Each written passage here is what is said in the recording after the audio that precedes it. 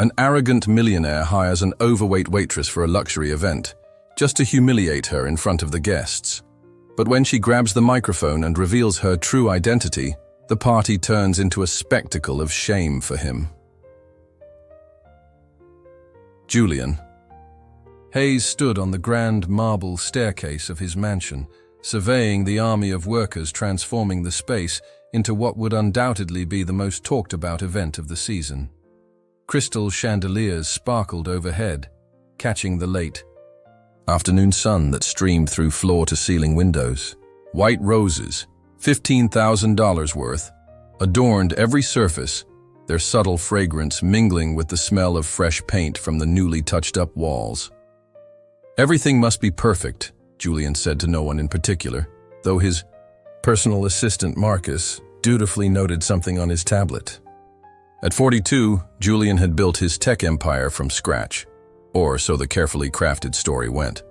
The truth, that his father's connections had opened every door, wasn't part of the official narrative. Julian's phone buzzed. Another celebrity, confirming attendance. He smiled, imagining tomorrow's headlines. The guest list included 3 Oscar winners, a handful of tech billionaires, and at least one member of European royalty. This wasn't just a party, it was a statement. "Sir, the catering team is here for final approval," Marcus said, gesturing toward the dining hall where uniformed staff stood at attention. Julian nodded and made his way down, running his fingers along the banister. The staff manager, a nervous man with a sheen of sweat on his forehead, stepped forward. "Mr. Hayes, we're honored to serve at your event. My team is the best in the business, I assure you." Julian barely acknowledged him, instead walking slowly down the line of waitstaff, examining each as if inspecting products on an assembly line. They were young, attractive, and impeccably groomed, exactly what he had specified, until he reached her. Standing at the end of the line was a woman who couldn't have been more out of place. While not exactly heavy, she was certainly larger than the others. Her uniform, though pressed and clean, didn't have the same tailored fit as her colleagues. She looked nervous but determined, her eyes focused somewhere on the wall behind Julian. "Who hired this one?" Julian asked, not bothering to lower his voice. The manager hurried over, his face flushing. "Sir, this is Emily. She's new. She came highly recommended for her service skills and what? You thought I wouldn't notice?" Julian cut him off, still looking at the woman as if she were a puzzle he couldn't solve. Marcus stepped in. "Sir, if I may, there was a last-minute cancellation." Emily was available and needed the work quite desperately. The agency assured us she's excellent. Julian turned to Marcus, a slow, cruel smile spreading across his face. "Desperately, huh?" He turned back to the woman. "Well, Emily, looks like today's your lucky day." Something about her bothered him. Perhaps it was the way she didn't seem scared enough, or how she met his gaze directly when most would look away. Julian had learned early in life that money gave him power, power to reward, but more enjoyably, power to punish. People who needed money were the easiest to control, to toy with, to remind of their place in the world. "Fine," he said finally. "But keep her in the back. I don't want the guests distracted." The manager nodded eagerly, relief evident on his face. "Of course, Mr. Hayes." "Thank you, sir." As Julian walked away, he heard Marcus apologizing to the staff. Always cleaning up after him, smoothing ruffled feathers. It was part of what made their arrangement work so well. Later, as Julian dressed for the evening, selecting diamond cufflinks for his custom tuxedo, he found himself thinking about the waitress again. There had been something in her eyes, not just determination, but something else. Something that felt almost like a challenge. "Should be an interesting night," he said to his reflection, adjusting his bow tie. He was looking forward to it now, more than ever. The party was in full swing by 10 o'clock. The mansion pulsed with energy as waiters weaved through clusters of guests, their trays laden with champagne flutes and canapes that cost more than what most people earned in a day. Julian stood by the main fireplace, listening to a hedge fund manager drone on about his new yacht while scanning the room for more interesting company. That's when he spotted her again. Emily. She moved with unexpected grace, navigating the crowded room efficiently. Unlike the other staff who kept their eyes down, she seemed to be taking everything in. The art on the walls, the conversations, the dynamics between guests. More than once, Julian caught her observing him. "Excuse me," Julian said, cutting off the hedge fund manager mid-sentence. He grabbed a fresh champagne flute from a passing waiter and made his way across the room, nodding at guests as he passed. A famous actress touched his arm, trying to engage him in conversation. But Julian was fixated on the waitress now. There was something about her that didn't add up. Her posture, the way she carried herself, it wasn't that of someone who desperately needed work. She had the bearing of someone who belonged in rooms like this, not serving in them. Emily had just finished serving a group of tech executives when Julian approached. He positioned himself carefully, timing his movement to coincide with hers, as she turned with her tray. The collision was gentle enough not to hurt either of them, but forceful enough to do exactly what he intended. Champagne splashed across her white uniform, soaking through the fabric immediately. The surrounding conversation halted. Dozens of eyes turned to watch the scene unfold. Julian took a step back, adopting an expression of mild annoyance rather than the satisfaction he actually felt. "Watch where you're going," he said coolly. "This is silk." He brushed at his sleeve, though it had barely been touched by the spill. Julian expected embarrassment, maybe tears. These staff jobs paid well, and he knew the uniform deposit alone would cost her. He waited for the apology, for the submissive response that would confirm what he already believed, that people like her were fundamentally different from people like him. But Emily didn't look down. She didn't stammer an apology. She looked directly into his eyes, and for a moment, Julian felt an unfamiliar sensation, uncertainty. "My apologies, Mr. Hayes," she said, her voice calm and clear. "How clumsy of me."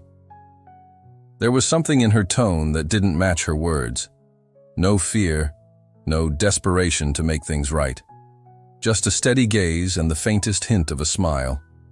That seemed to suggest she knew exactly what had happened.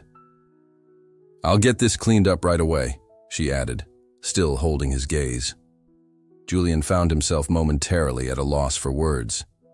This wasn't how these interactions usually went. He recovered, quickly forcing a dismissive laugh. "See that you do," he said, "and be more careful. Not everyone here is as forgiving as I am." As he turned to walk away, he heard her say quietly, "This is going to be interesting." Julian paused, unsure if he'd heard correctly, but when he glanced back, Emily was already kneeling to clean up the spilled champagne, her expression neutral once more. Throughout the next hour, Julian found his attention repeatedly drawn to her. She had changed into a dry uniform. Where had she gotten a spare? And continued working as if nothing had happened. Several times he noticed guests engage her in conversation, something that rarely happened with the staff. One older woman, the wife of a prominent CEO, even laughed at something Emily said. "Who is she really?" Julian murmured to himself. Marcus appeared at his side, clipboard in hand. "Is everything all right, sir? You seem distracted." Julian nodded toward Emily. "That waitress, something's off about her." Marcus followed his gaze. "Should I have her removed?" Julian considered it for a moment, then shook his head. "No, not yet. I want to know more first." The night was still young, and Julian Hayes wasn't used to mysteries he couldn't solve, or people he couldn't intimidate. One way or another, he would figure out what made this woman different. And then he would put her in her place. Julian couldn't stop watching her. After the champagne incident, Emily had simply carried on with her duties, showing no signs of distress or resentment. He had expected tears, maybe even a hasty exit to the kitchen where she would break down away from prying eyes. But there she was, serving guests with a quiet confidence that seemed entirely out of place for someone in her position. "Something wrong with the champagne?" asked Veronica Miller, sliding up beside him.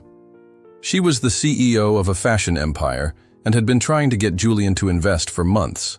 Tonight, in a dress that probably cost more than most cars, she was making another attempt. "Just making sure the help is doing their job properly," Julian replied, not taking his eyes off Emily. "Ah, the one you doused earlier," Veronica said with a knowing smirk. "Not very subtle, Julian."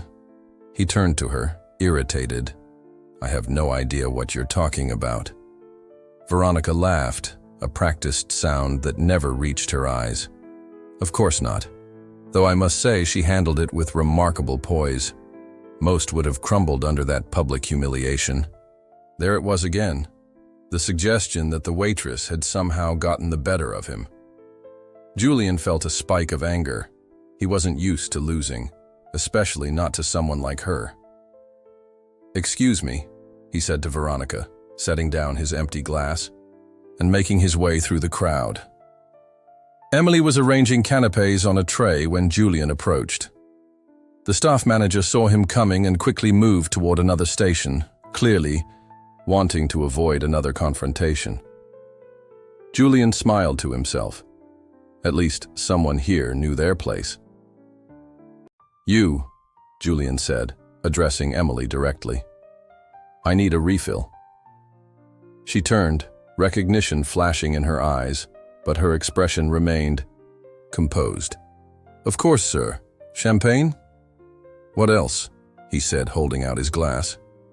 Emily took a fresh bottle from an ice bucket and expertly popped the cork with barely a sound. She poured the champagne in a steady stream, filling the flute to a perfect level. As she handed it back, Julian noticed her hands, soft with neatly manicured nails. Not the hands of someone who had been waiting tables for long. "Tell me," he said, taking the glass but not moving away. "How does someone like you end up serving drinks at a party like this?" She tilted her head slightly. "Someone like me, Mr. Hayes." "You know what I mean," he said, gesturing vaguely at her figure. "With your limitations, there must be easier jobs." A few nearby guests glanced over, some looking embarrassed by his comment, others hiding smirks behind their hands. Julian felt a rush of satisfaction. This was his domain, his rules. But Emily didn't flinch.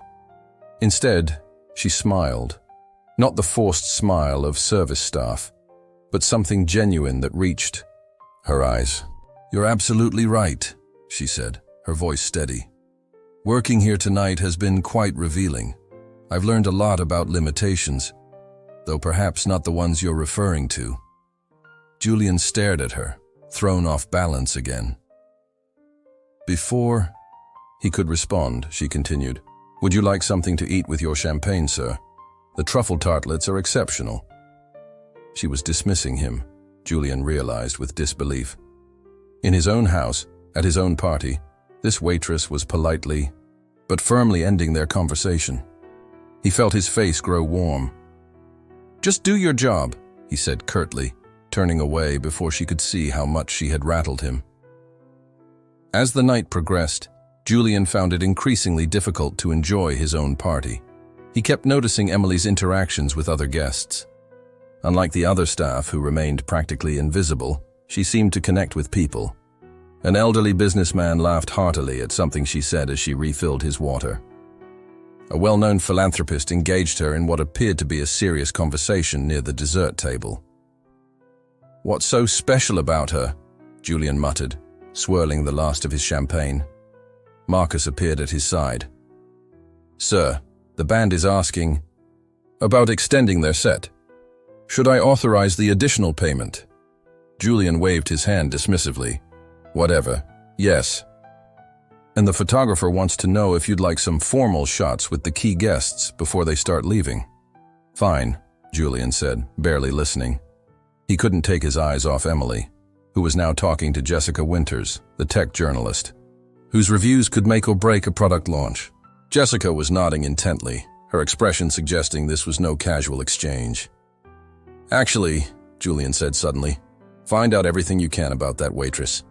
Emily, I want to know who she really is." Marcus looked confused but nodded. "Right away, sir."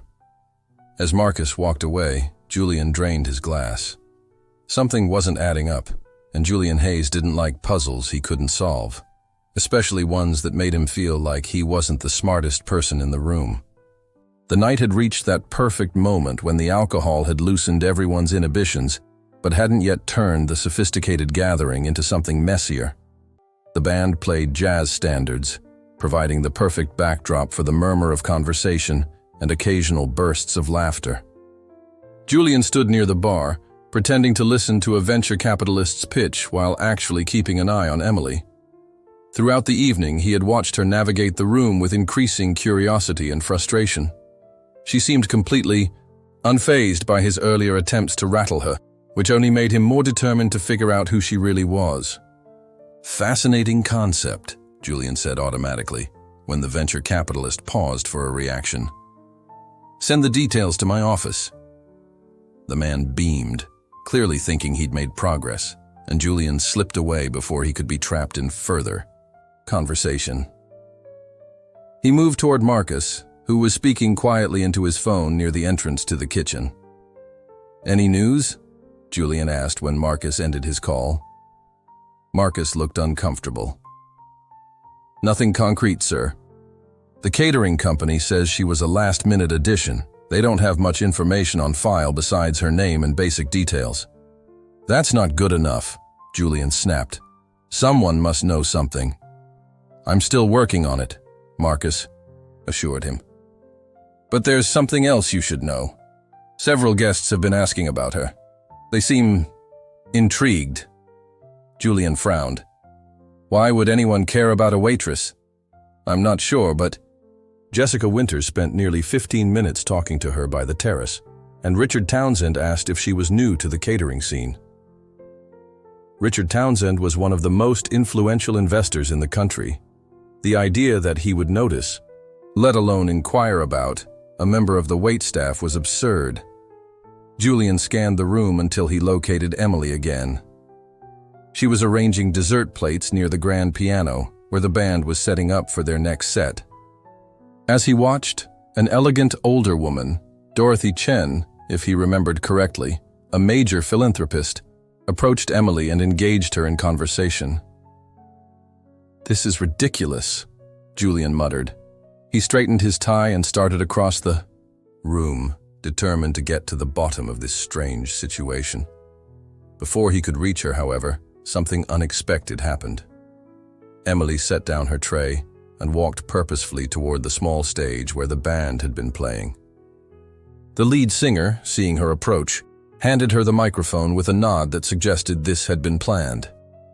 The music faded, and the room gradually fell silent as guests noticed the waitress standing center stage. Julian froze in place, too shocked to intervene. Emily tapped the microphone gently, producing a soft thud that echoed through the now quiet room. She smiled. Not the polite service smile she'd worn all evening, but something more genuine and confident.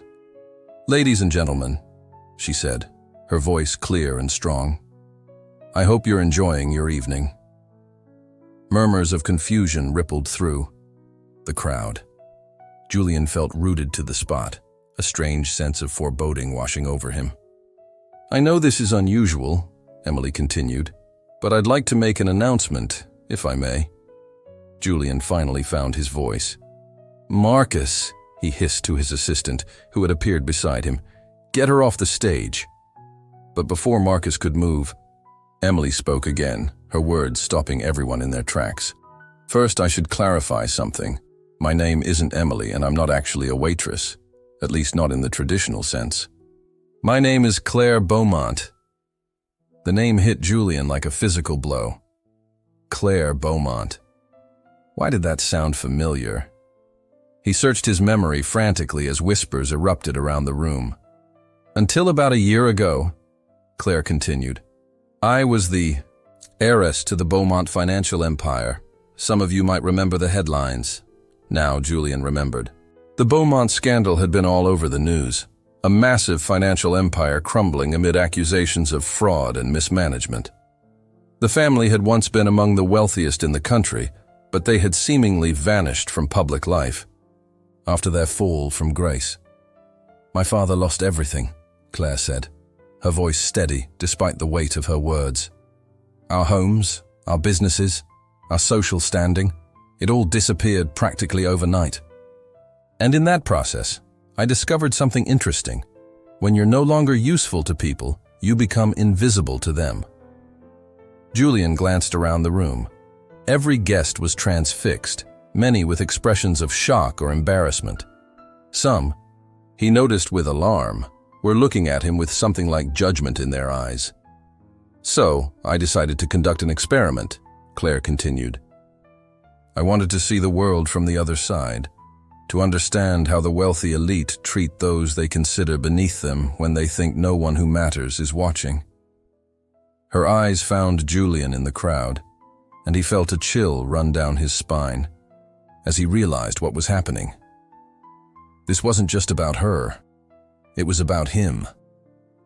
Julian's heart pounded in his chest. Claire Beaumont. The name echoed in his mind as fragments of news stories pieced themselves together. The Beaumont Group had been a financial powerhouse, old money combined with savvy investments that had kept them at the top for generations. Then came the scandal. Julian had paid little attention at the time. Another rich family falling from grace hardly seemed relevant to his own carefully constructed world. Now, as he stared at the woman on stage, he remembered more details. The Beaumont collapse had been sudden and complete. Rumors of fraud, whispers of betrayal, and then nothing. The family had vanished from public view, their spectacular downfall quickly forgotten in the ever-churning news cycle.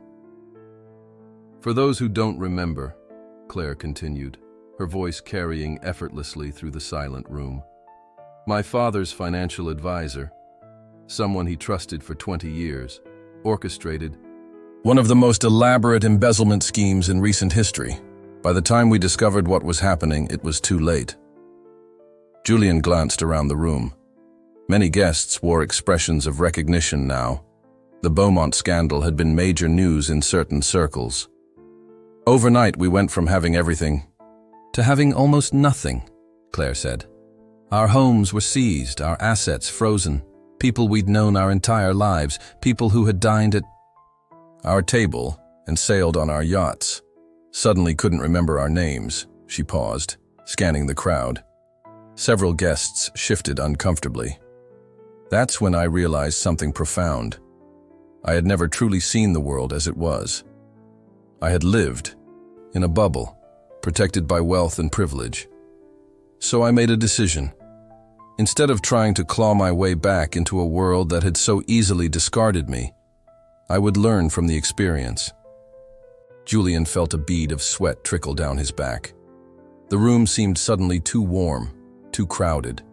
He caught Marcus's eye, silently urging him to do something, anything to stop this. But Marcus looked as transfixed as everyone else. I took jobs that I would never have considered before, Claire continued.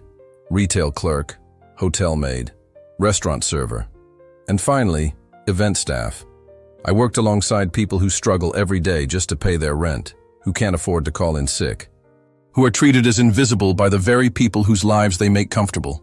Her gaze found Julian again, and he felt exposed, as if she could see right through him. The sensation was intensely uncomfortable.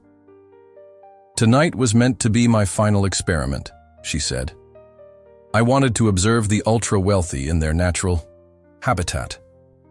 I wanted to see who would treat service staff with dignity, regardless of their station, and who would reveal their true character through cruelty or condescension.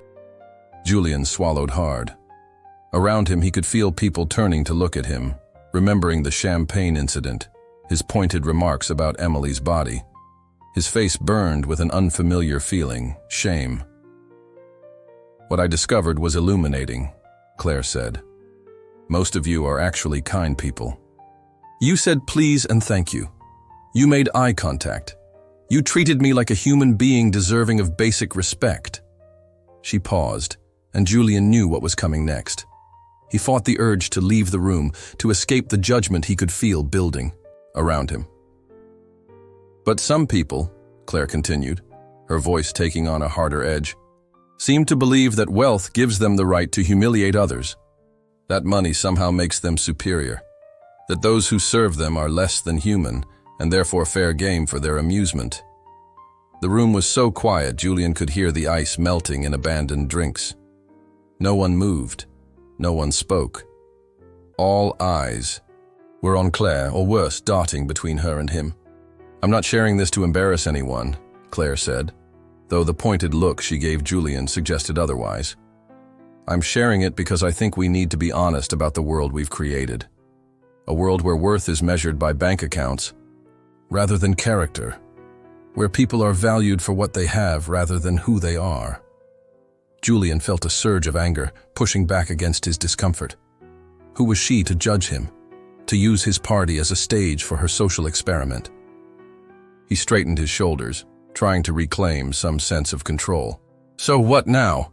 He called out, his voice sounding more defensive than he intended. You've had your fun playing dress-up as a working-class hero. What's the point of all this? Claire didn't seem surprised by his interruption. If anything, she looked as though she had been waiting for it. The point, Mr. Hayes, she said calmly, is that I've seen both sides now. I've experienced life with everything and life with nothing. And I've learned that character reveals itself not when things are easy, but when they're difficult. Not in how we treat our equals, but in how we treat those we perceive as beneath us. Julian felt dozens of eyes on him, weighing and measuring. For the first time in years, he felt small. A heavy silence hung over the room. Julian could almost feel the collective judgment pressing down on him, making it difficult to breathe. He loosened his collar with one finger, trying to appear nonchalant, even as his mind raced to find a way out of this unexpected trap. So this is all an elaborate scheme to what? Teach us a lesson? Julian finally said, forcing a laugh that sounded hollow even to his own ears. I'm sure my guests appreciate being part of your little social experiment without their consent. He looked around for support, expecting to see nods of agreement, perhaps some indignation on his behalf. Instead, he found averted gazes and uncomfortable expressions. Even Marcus, always reliable, seemed to be studying the pattern on the marble floor with unusual intensity. Claire remained unruffled. Not a scheme, Mr. Hayes, an observation, and not meant for everyone here. She gestured broadly to the room. As I said, most of your guests treated me with basic human decency. They said please and thank you. They saw me as a person, not just a function. How noble of them, Julian said sarcastically. Should we applaud people for having basic manners now? Perhaps we should, Claire replied calmly. In a world where kindness is increasingly rare, maybe we should. Celebrate it when we see it. Julian felt his control of the situation slipping further away. This was his home, his party, his carefully curated world, and yet somehow this woman had taken center stage, turning him into a spectator in his own life. Look, he said, switching tactics. Whatever point you're trying to make, I think we've all got it. Why don't we get back to enjoying the evening? He turned to the band. Music, please. The musicians glanced at each other uncertainly, but before they could decide whether to follow his instruction, a voice called out from the crowd. I'd like to hear what else Ms. Beaumont has to say. Julian turned to see Jessica Winters, the tech journalist, looking at Claire with undisguised interest. Murmurs of agreement rippled through the crowd. Claire nodded her thanks. I won't take much more of your time. I simply want to share what I've learned over this past year. She paused, collecting her thoughts. When my family lost everything, I was angry. I blamed the system. I blamed the people who abandoned us. I blamed my father for trusting the wrong person. But eventually, I realized something important. Money doesn't change who we are. It reveals who we are. She looked directly at Julian again. Some people use wealth as a shield, a way to protect themselves from their own insecurities. They believe that if they have enough money, they can control how others see them. They can buy respect, admiration, even fear if that's what they want. But what they can't buy is genuine connection, real respect, true friendship. Julian felt his face growing hot. She was describing him, and they both knew it. Worse, everyone else in the room seemed to know it too. "Is there a question in there somewhere?" he asked, trying to sound bored rather than defensive. "Actually, yes," Claire said. "I've been wondering, why does someone with everything, money, power, influence, feel the need to demean others? What does it add to your life, Mr. Hayes, to make someone else feel small?" The directness of the question caught Julian off guard.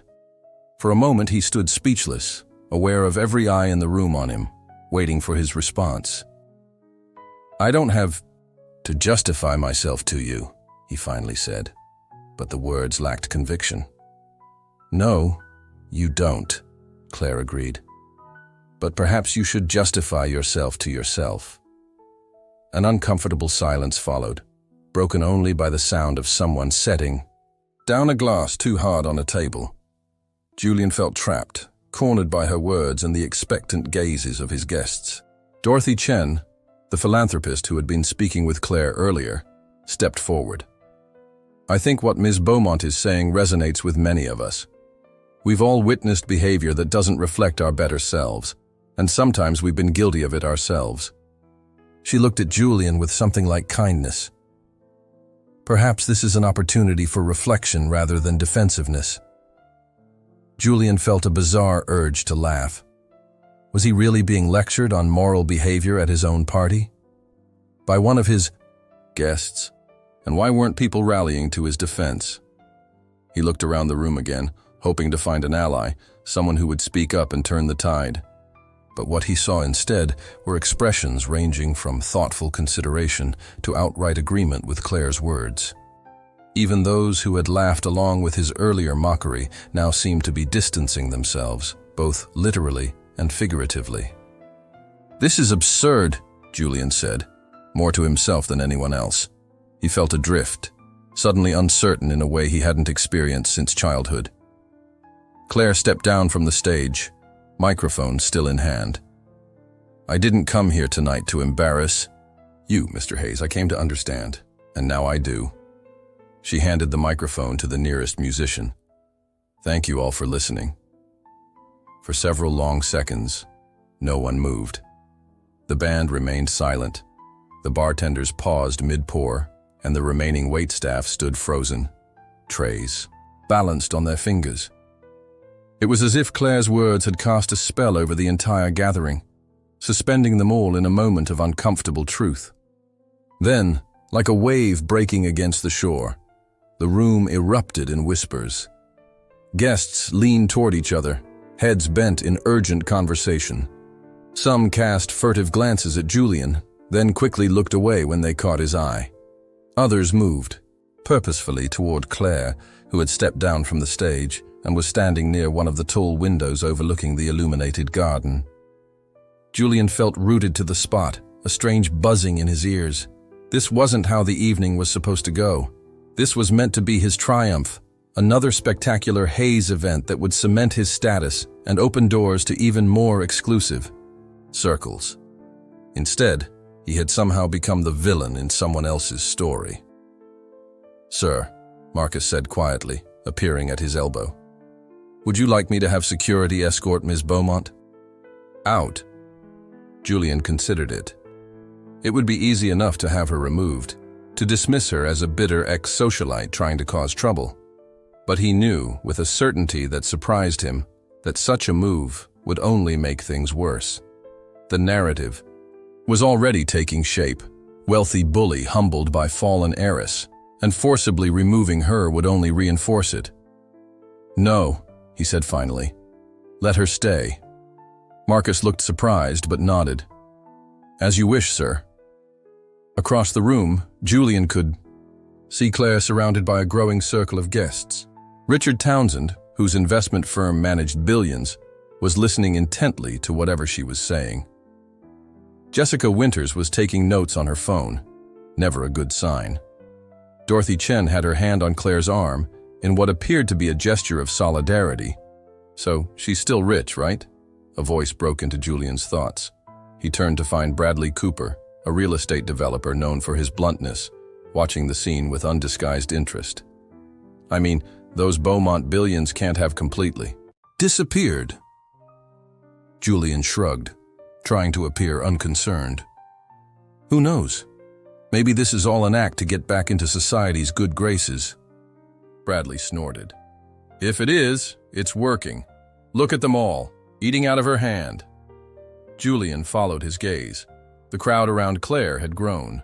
They weren't just being polite, they seemed genuinely captivated. Someone asked a question, and Claire smiled as she answered, the expression transforming her face in a way that made Julian realize she was actually quite beautiful, something he had deliberately overlooked earlier. "What's she saying now?" Julian asked, not really expecting an answer. Bradley leaned forward, straining to hear. Something about money coming and going, but character being the real asset.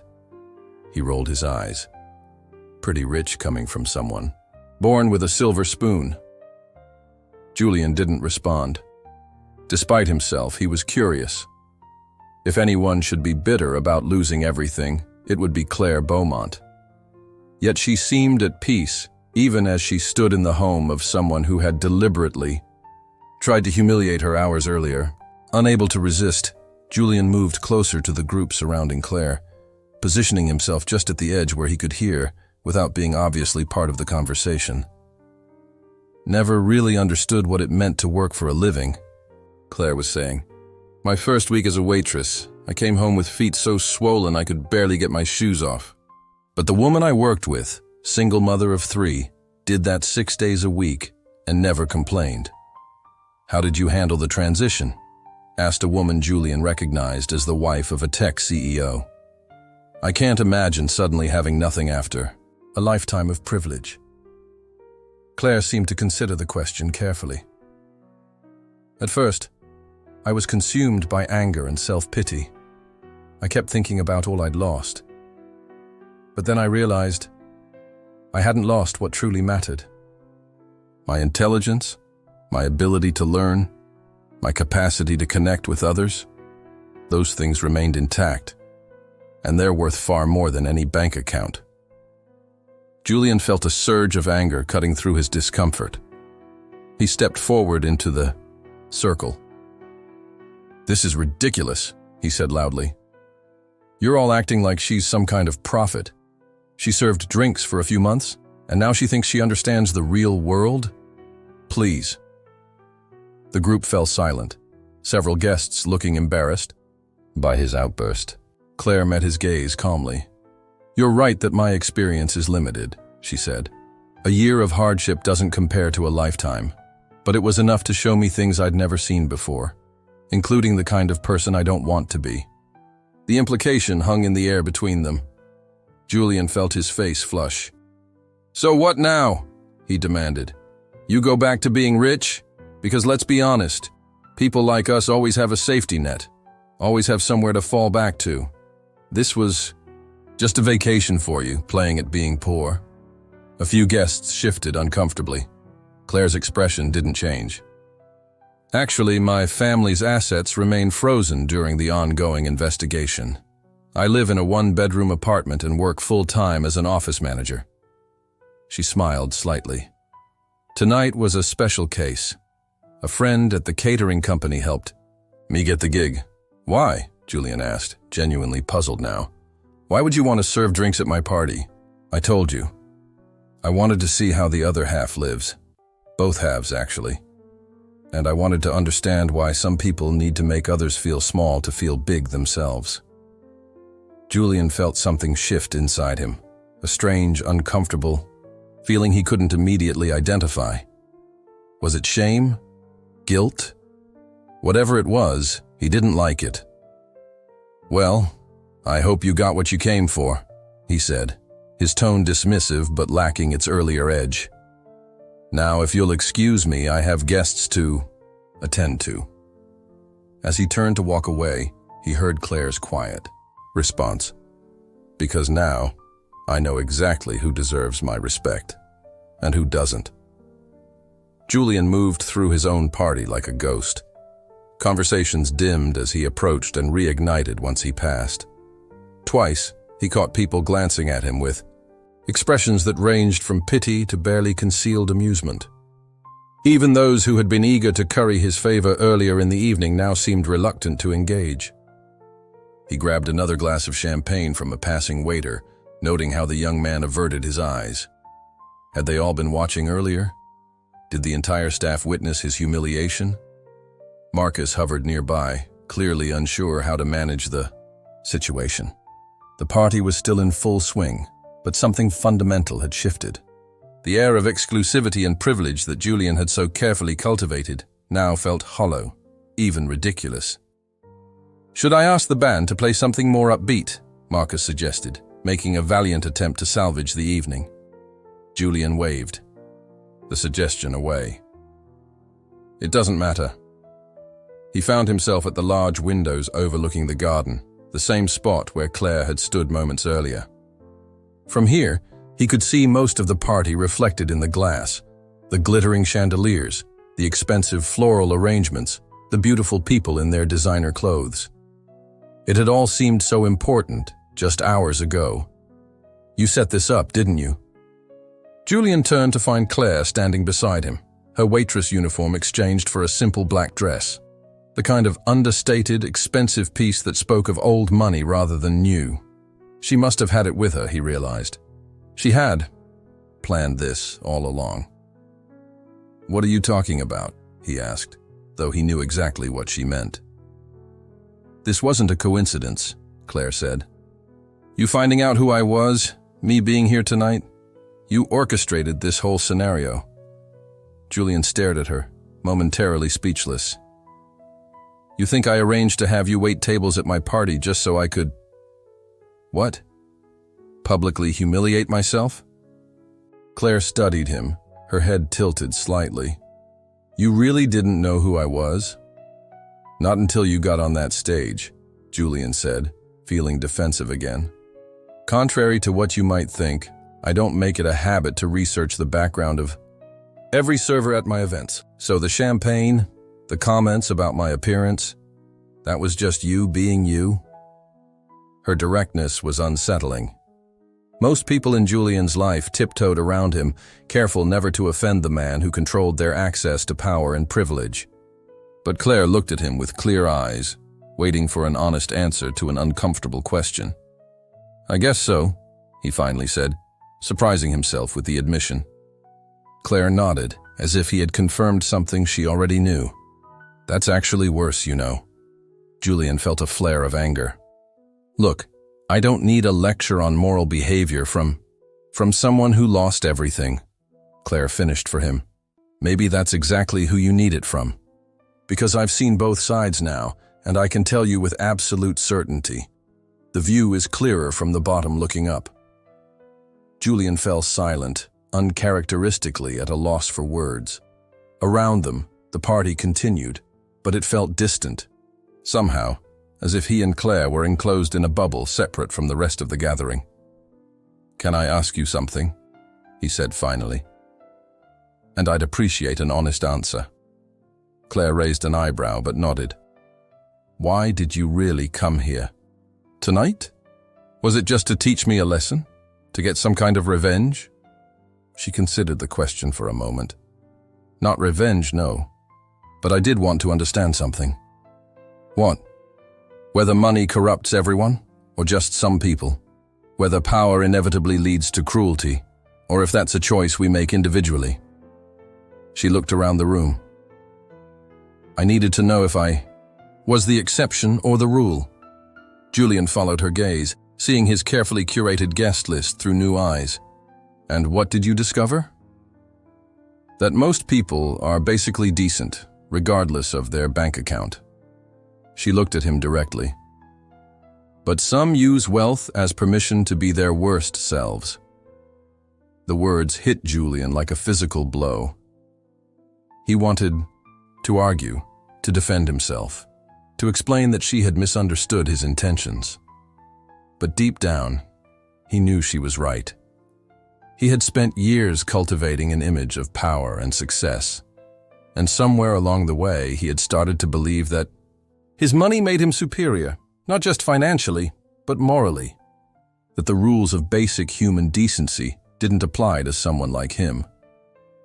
"I didn't plan this as some grand moral lesson," Claire continued, her voice softer now. "I took the job because I needed the money, and my friend at the catering company said it was good pay. But when I saw how you treated me, not just me but all the staff, I realized it was an opportunity to say something that needed saying." Julian stared out at the garden, unable to meet her eyes. "So what happens now? You go back to your regular life and I go back to mine? We both just pretend this never happened?" Claire shook her head. "I don't think either of us can pretend this didn't happen. The question is whether it changes anything." Julian felt an unexpected urge to laugh. The whole situation was absurd. Here he was, standing in his multi-million-dollar home, surrounded by every luxury money could buy, being gently but firmly called out by a woman who had served drinks at his party hours earlier. "You know what's strange?" he said. "I've probably spent more on the flowers for this party than you'll make in a month at your job. And yet somehow you seem happier than I am." Claire smiled, a genuine expression that reached her eyes. "Maybe that's the real takeaway from tonight, Mr. Hayes. Maybe that's what you should be thinking about when all these people go home." Claire's words lingered in the air between them, uncomfortably true. Julian found himself searching for a clever retort, a way to regain the upper hand, but nothing came to mind. For the first time in recent memory, he felt genuinely speechless. Their moment of quiet reflection was interrupted by Dorothy Chen, who approached with an air of polite determination. "Ms. Beaumont," she said, extending a hand to Claire. "I hope I'm not interrupting, but I wanted to speak with you before I leave." Claire smiled warmly. "Not at all, Mrs. Chen. It's a pleasure to meet you properly." Julian watched as the two women exchanged pleasantries, feeling oddly like an outsider in his own home. Dorothy Chen was a force in philanthropy, a foundation directing millions toward education initiatives around the world. She was exactly the kind of connection Julian had hoped to strengthen by hosting this party. Now she barely acknowledged his presence. "I was wondering," Dorothy said to Claire, "if you might be interested in joining a panel discussion I'm organizing next month. The topic is resilience in the face of adversity, and I think your perspective would be invaluable." Claire looked genuinely surprised. "I'd be honored, but I'm not sure what qualifies me for something like that." Dorothy smiled. "Sometimes the most powerful insights come from those who have experienced both privilege and hardship. Your story is compelling, but more importantly, your attitude is inspiring." She glanced at Julian, finally including him in the conversation. "Don't you agree, Mr. Hayes?" Julian felt a burst of irritation. Was she deliberately putting him on the spot? But looking at Claire, really looking at her for the first time without contempt or condescension, he couldn't deny that there was something remarkable about her composure, her grace under pressure. "Yes," he found himself saying. "I suppose it is." Dorothy seemed satisfied with his response. She handed Claire a business card. "My assistant will be in touch. And now, I really must be going. Wonderful party, Julian. Quite enlightening." As Dorothy moved away, Julian noticed several other guests preparing to leave. It wasn't even midnight yet, but the party seemed to be winding down ahead of schedule. He couldn't help but feel that Claire's revelation had changed the atmosphere. making the opulent celebration seem suddenly trivial, even distasteful. "I should go too," Claire said, tucking Dorothy's card into her small purse. "I've caused enough disruption for one night." Julian felt a strange reluctance to see her leave. Their conversation, uncomfortable as it was, felt unfinished somehow. "What will you do now?" he asked. Claire shrugged lightly. "Change back into my uniform. Finish my shift." Julian stared at her. "You can't be serious." "Why not? I was hired to work until 2 a.m. I still need the money." Before Julian could respond, Marcus appeared beside them. "Sir, several guests are asking about the midnight champagne. Toast. Should we proceed as planned?" Julian hesitated, suddenly aware of how hollow and performative the whole event felt. "Yes," he said finally. "Stick to the schedule." Marcus nodded and hurried away. Julian turned back to Claire, but she was already moving toward the kitchen, presumably to change back into her waitress uniform. He watched her go, feeling a strange mix of emotions he couldn't quite identify. Over the next hour, the party continued, according to the meticulously planned timeline. The midnight champagne toast was followed by a decadent dessert spread and a final set from the band. Yet despite the flawless execution, Julian felt disconnected from it all, going through the motions with a mechanical smile that never reached his eyes. He found himself watching Claire as she resumed her duties, moving efficiently among the dwindling crowd of guests. Most recognized her now, treating her with a kind of fascinated respect. Some engaged her in conversation, apparently more interested in her story than in networking with the tech titans and media moguls Julian had carefully invited. A few even offered her business cards, which she accepted with that same graceful composure that had so unnerved him earlier. "Sir," Marcus said, materializing at his side. "Is everything all right? You seem distracted." Julian nodded vaguely. "Fine. Everything's fine." Several key guests have mentioned Ms. Beaumont's revelation. There's been some speculation about how she obtained this position for tonight. Julian understood what Marcus was really asking. Should they craft a narrative to minimize the potential PR damage? Should they suggest that Claire had misrepresented herself to the catering company? Or perhaps imply that Julian had known her identity all along, that the whole thing had been a planned stunt to highlight issues of class and privilege? For a moment, Julian was tempted. It would be easy enough to spin the story, to shape public perception to his advantage. He had done it countless times before. "Let them speculate," he said instead. "I'm not concerned." Marcus looked surprised but nodded. "As you wish, sir." As the party finally wound down, Julian found himself standing, alone in his cavernous foyer, watching as the last few guests departed. Claire had disappeared some time ago, presumably leaving with the rest of the catering staff through the service entrance. He felt a strange sense of anticlimax, as if something important had been left unresolved. "Quite a night," Richard Townsend said, clapping Julian on the shoulder as he prepared to leave. "Never would have expected such entertainment." Julian forced a smile. Life is full of surprises. "Indeed." Richard studied him for a moment. "You know, Hayes, I've always thought you were a smart man, but sometimes intelligence isn't enough. Sometimes we need a little humility to truly succeed." He shook Julian's hand firmly. "Food for thought. Good night." Julian stood in the doorway until Richard's car disappeared down the long driveway. The night air was cool against his face, a welcome relief after the stuffiness of the party. Above him, stars punctuated the dark sky, indifferent to the human drama that had unfolded beneath them. "A lucky break," he murmured to himself, trying to dismiss the evening as a minor setback, a momentary embarrassment that would soon be forgotten. But even as he formed the words, he knew they weren't true. Something had shifted tonight, not just in how others saw him, but in how he saw himself. And that, he suspected, would not be so easily dismissed. The morning after the party dawned bright and clear, sunlight streaming through the floor-to-ceiling windows of Julian's bedroom. He lay awake, staring at the ceiling, having barely slept. The events of the previous night played on repeat in his mind, each recollection bringing a fresh wave of discomfort. His phone buzzed on the nightstand. Julian reached for it reluctantly, already dreading what he might find. 3 missed calls from his publicist, a text from Marcus asking if they should prepare a statement, and more ominously, a notification that he had been tagged in several social media posts. Julian swiped to open the first one, a photo from Jessica Winters. It showed Claire in her waitress uniform, standing dignified despite the champagne stain on her blouse. The caption read, "Fascinating encounter last night at the Hayes mansion.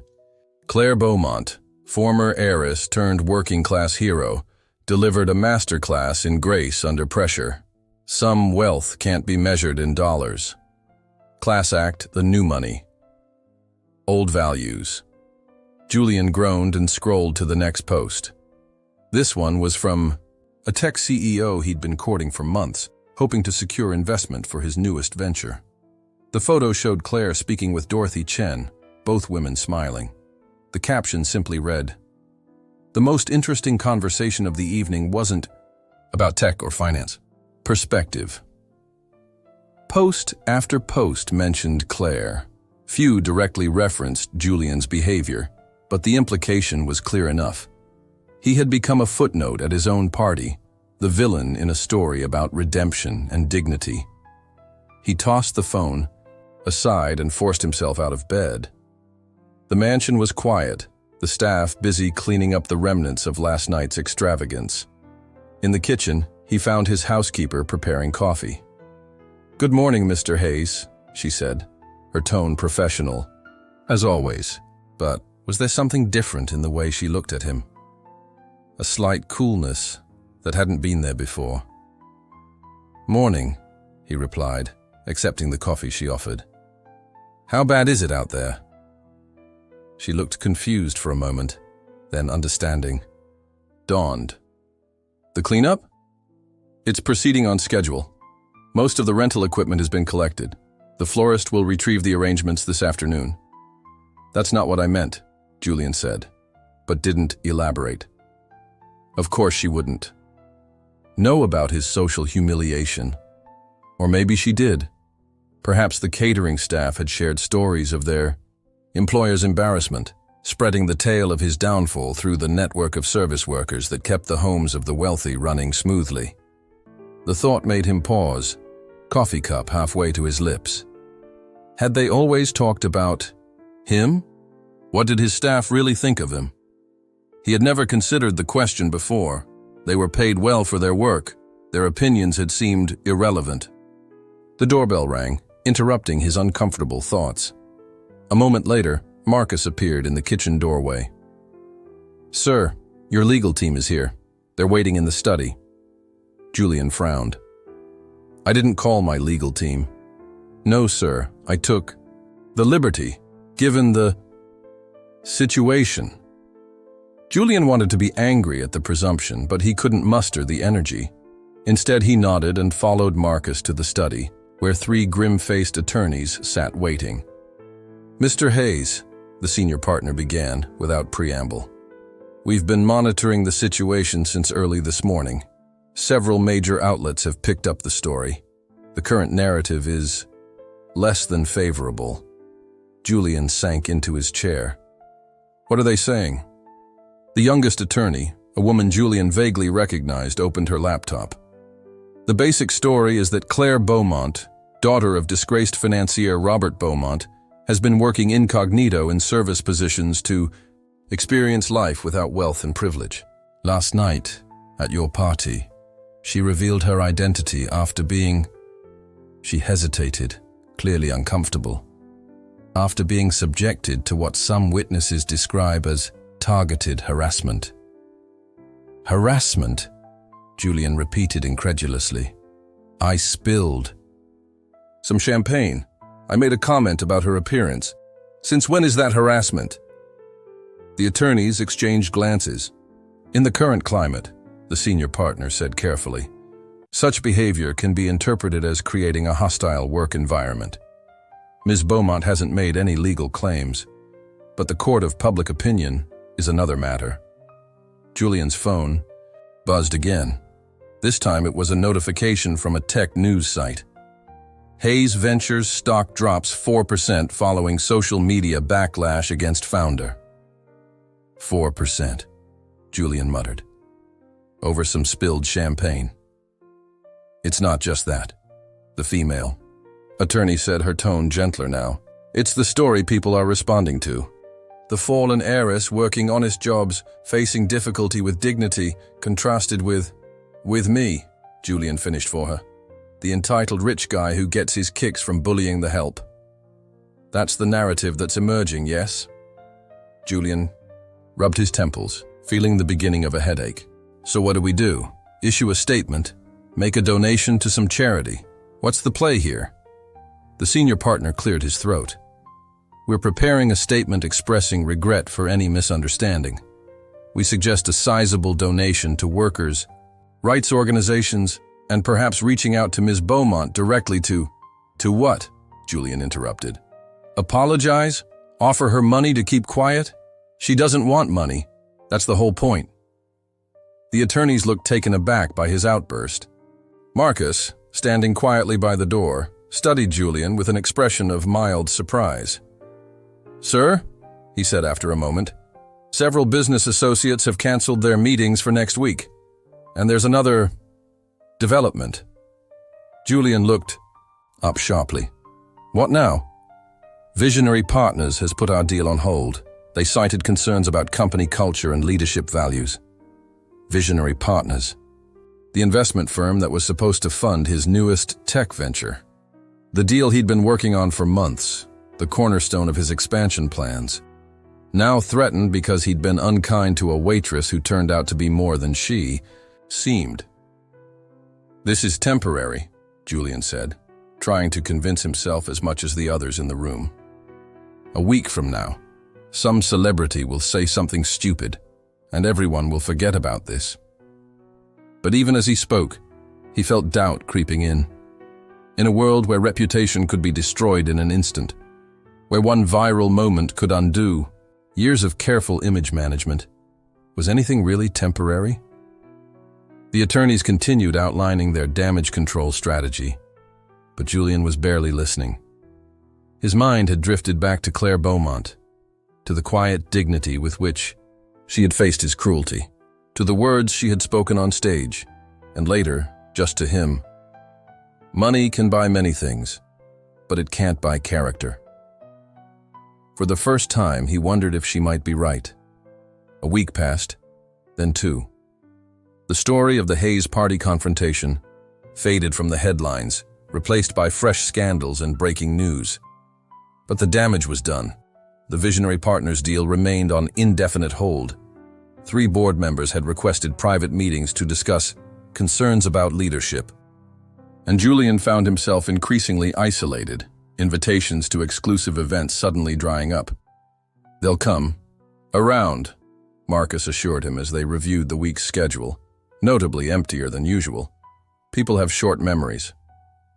Julian nodded, but his heart wasn't in it. The truth was, he hadn't been sleeping well. Every night, he found himself replaying not just the party, but countless other moments from his past. The casual cruelties, the deliberate humiliations, the people he had stepped on during his climb to the top. Had he really been that person? Had money and power corrupted him so completely? One morning, over his usual black coffee, Julian made an impulsive decision. Find out where she works, he said to Marcus, who was reviewing emails on his tablet. Marcus looked up, confused. Who, sir? Claire Beaumont. Find out where she's working now. To his credit, Marcus didn't question the request. By afternoon, he had the information. Claire was employed as an office manager at a small nonprofit focused on financial literacy for underserved communities. She worked regular business hours in a modest office building downtown. Julian spent the next 2 days debating whether to act on this information. What would he even say to her? Sorry for being an asshole. Thanks for the public humiliation that's currently destroying my business relationships. Nothing seemed adequate. On the third day, driven by a restlessness he couldn't shake, Julian found himself directing his driver to the address Marcus had provided. It was a nondescript building in a working-class neighborhood, the kind of place Julian typically only saw through the tinted windows of his luxury car. "Wait here," he told the driver, straightening his tie as he stepped onto the sidewalk. For once, he was dressed down. No designer suit, no flashy watch, just simple dark trousers and a blue shirt that wouldn't draw attention. Inside, a small reception area was staffed by a young man who looked up from his computer with a friendly smile. "Welcome to Financial Foundations. How can I help you today?" Julian hesitated. "I'm looking for Claire Beaumont." The receptionist's expression changed subtly. "Do you have an appointment with Ms. Beaumont?" "No, Julian trailed off, suddenly feeling foolish. What was he doing here? "I'm an acquaintance. I was hoping to speak with her briefly." The receptionist looked skeptical but picked up the phone. "One moment." He spoke quietly into the receiver, too low for Julian to hear, then hung up and nodded toward a hallway. "Last door on the left. Ms. Beaumont has a few minutes before her next meeting." Julian followed the direction, feeling strangely nervous, an emotion he rarely experienced in business dealings, even when millions were at stake. The door was open, revealing a small but tidy office. Claire sat behind a simple desk, typing on a computer. She wore a modest blue dress, her hair pulled back in a practical style. No hint remained of the waitress uniform or the quiet defiance of the night they had met. She looked up as he appeared in the doorway, surprise flickering across her face, before her expression settled into something more neutral. "Mr. Hayes," she said, "this is unexpected." Julian shifted uncomfortably. "I hope I'm not interrupting anything important. Just organizing our upcoming workshop series." She gestured to a chair across from her desk. "Please sit. Though I admit I'm curious about why you're here." Julian sat, suddenly unsure how to begin. The speech he had half prepared on the drive over now seemed inadequate. "I've been doing some research on you," he said finally. Claire raised an eyebrow. "That sounds somewhat ominous." "No, not like that. I mean, I wanted to understand more about your story. The Beaumont collapse. What happened afterward?" Claire leaned back slightly. "It's all public record. My father trusted the wrong person with our family's finances. By the time the fraud was discovered, most of the money was gone. My father had a heart attack 3 months later." Her voice remained steady, but Julian noticed her hands tighten slightly on the edge of the desk. "The legal battles are ongoing, but the likelihood of recovering significant assets is slim." "I'm sorry," Julian said, and meant it. "That must have been incredibly difficult." Claire studied him for a moment, as if trying to determine his sincerity. "Why are you really here, Mr. Hayes?" "I doubt it's to express condolences for my family's downfall." Julian took a deep breath. "I want to understand something. After losing everything, after being treated the way I treated you, how do you not hate people like me? How are you not bitter?" The question seemed to surprise her. She considered it thoughtfully before answering. "I was bitter at first." Furiously angry, actually. I wanted someone to pay for what happened. The financial advisor who committed the fraud, certainly, but also everyone who abandoned us once our money was gone. She smiled faintly. "Including people very much like..." "You." Julian winced but didn't interrupt. "But anger is exhausting," Claire continued. "And it doesn't build anything. At some point, I had to decide what kind of person I wanted to be in this new reality. I could be defined by what I'd lost, or I could discover what remained." "And what did remain?" Julian asked quietly. "Everything that matters.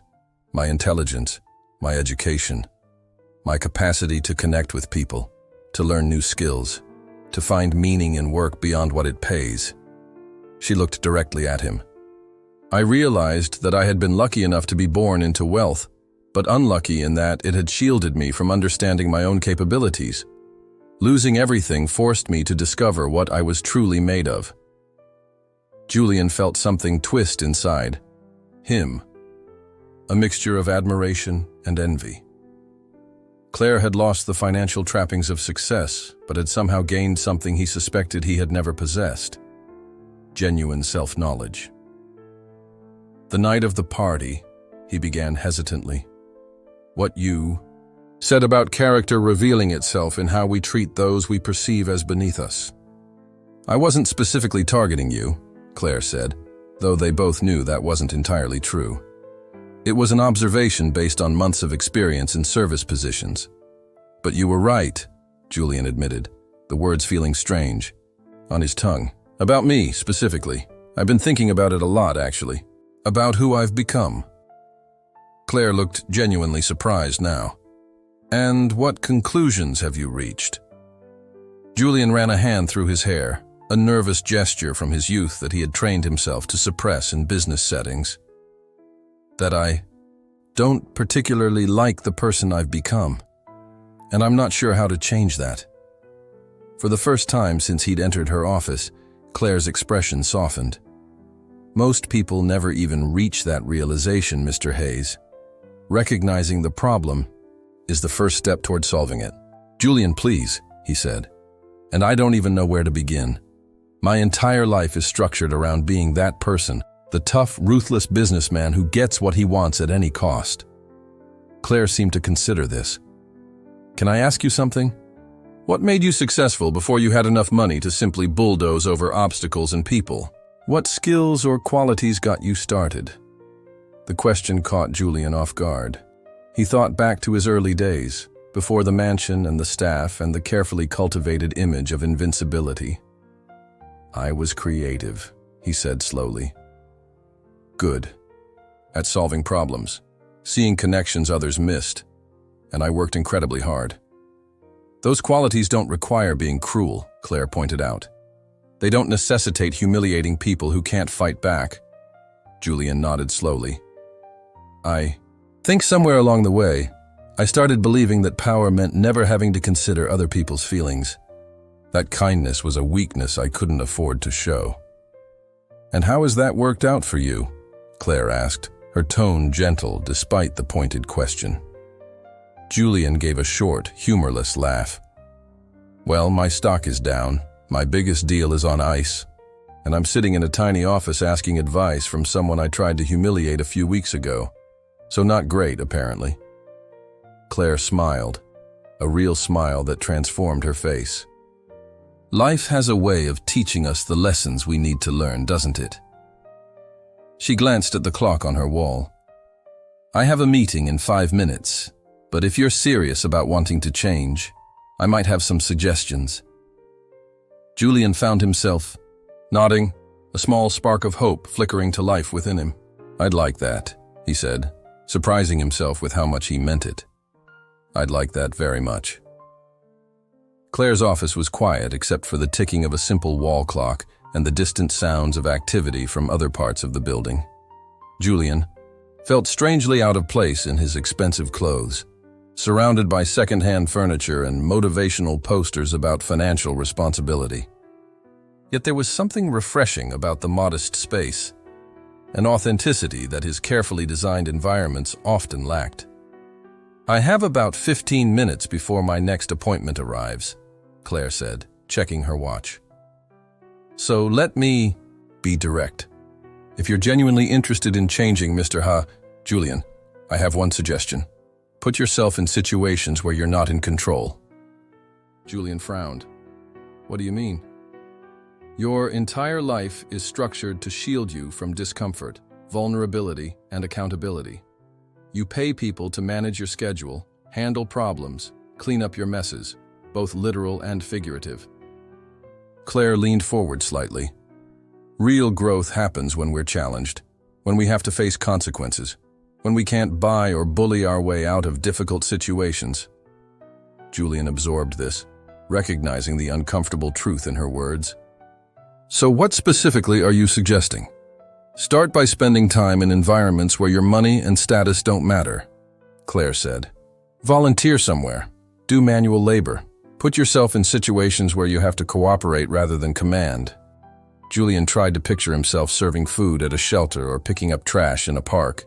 The images seemed absurd, incongruous with everything about his life. Yet he couldn't dismiss the idea outright. Wasn't that exactly her point? That he had lost touch with any reality outside his bubble of privilege? I wouldn't know where to begin, he admitted. Claire considered this.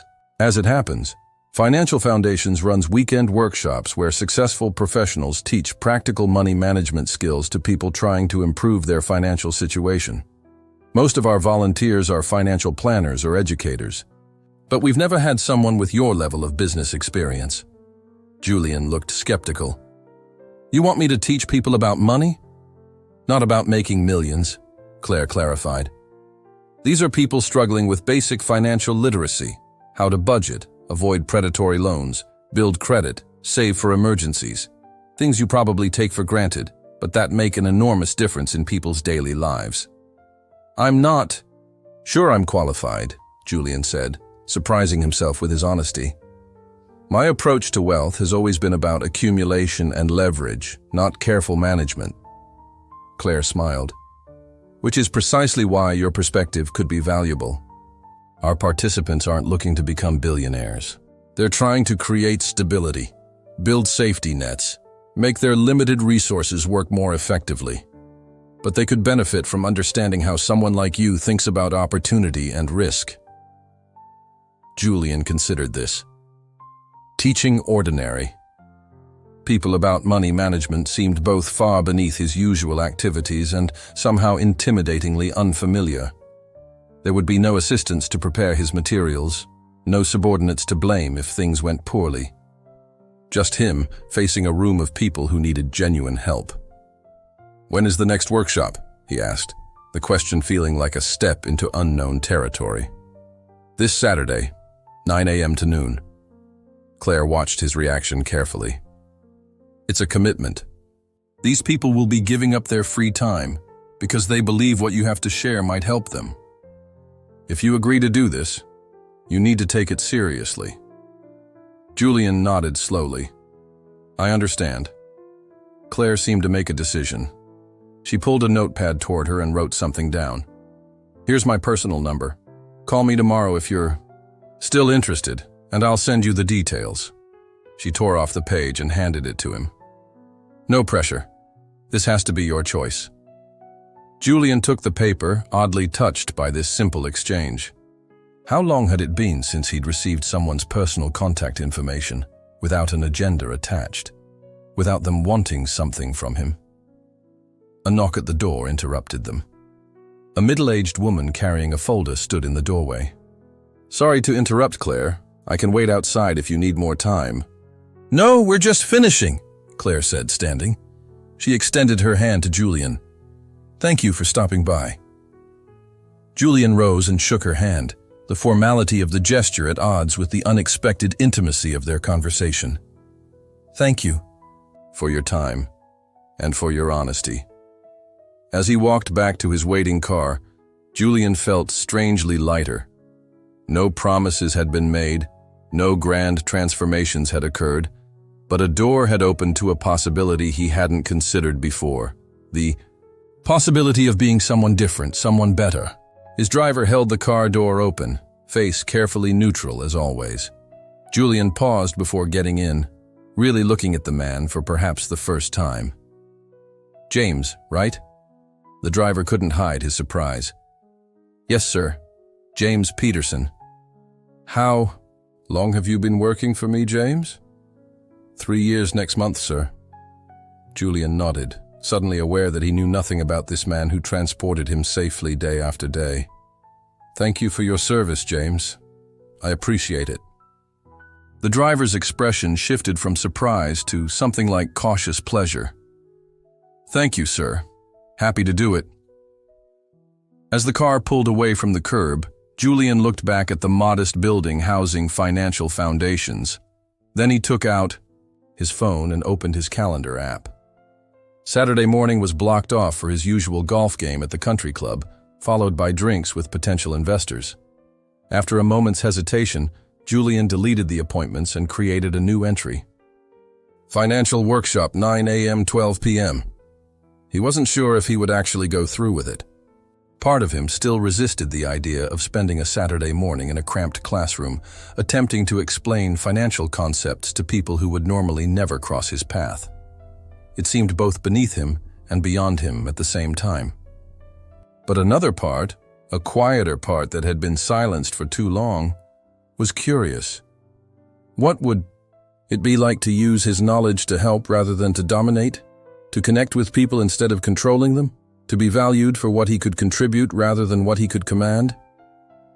Julian slipped Claire's number into his wallet. Tomorrow, he would decide whether to call her. Tonight, he would allow himself to consider the possibility that the most valuable lesson of his career had come not from a business school professor or a fellow CEO, but from a waitress at his own party who had refused to be diminished by his cruelty. As the car merged into traffic, Julian found himself remembering something his father had told him long ago, before success had hardened him.